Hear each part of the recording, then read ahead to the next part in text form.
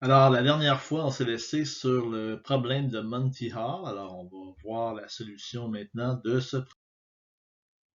Je vous rappelle donc l'énoncé du problème qui est tiré de l'émission télévisée Let's Make a Deal.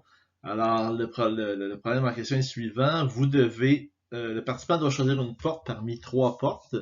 Et derrière une de ces portes se trouve une voiture neuve et derrière les deux autres se cache une chèvre. Le but, bien sûr, c'est de choisir la porte où se trouve la voiture. Mais, une fois que la porte est choisie, que fait Monty Hall, l'animateur?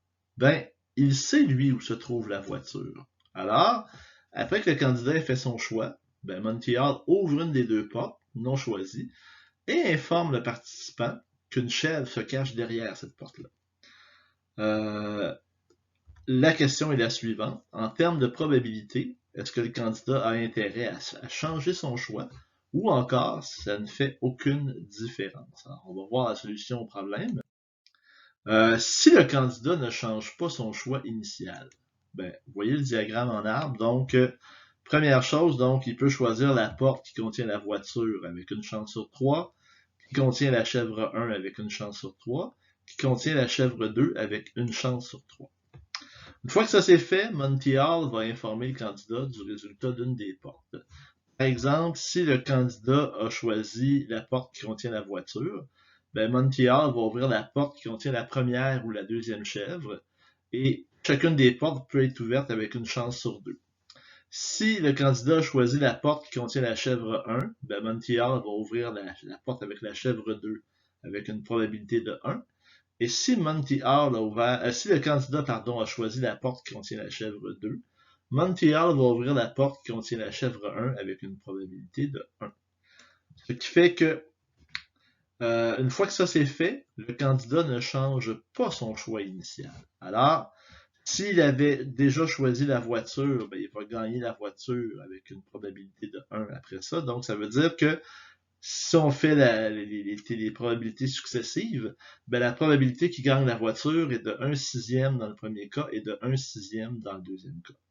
Et ça veut dire à ce moment-là que la probabilité qu'il gagne la voiture, ben, elle sera de 1 sixième plus 1 sixième, donc 2 sixièmes, ce qui veut dire une chance sur 3. Alors, si le candidat ne change pas son choix initial, il y a une chance sur 3 de gagner la voiture.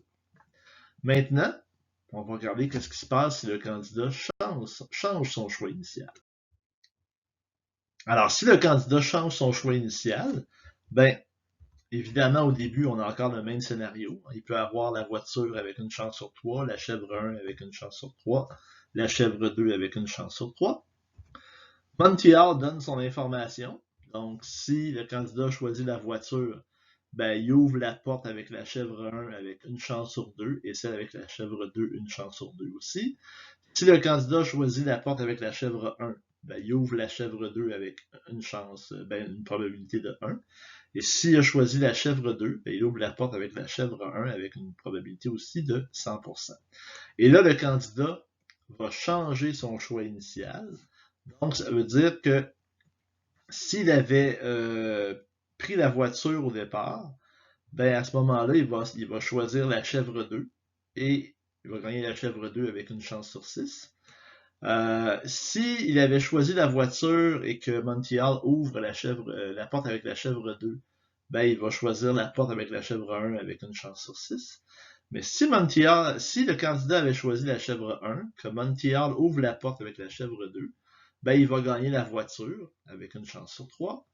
Et si le candidat avait choisi la porte avec la chèvre 2, que Monty Hall ouvre la porte avec la chèvre 1, et par la suite que le candidat change de porte, donc il va gagner la voiture avec, encore une fois, une chance sur 3. Alors, quelle est la probabilité que le candidat gagne la voiture cette fois-ci?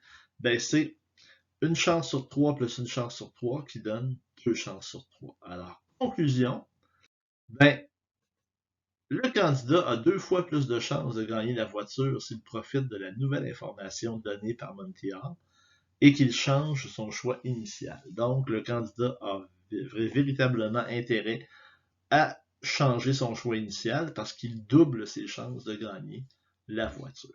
Alors, voilà pour ce problème de Monty Hall.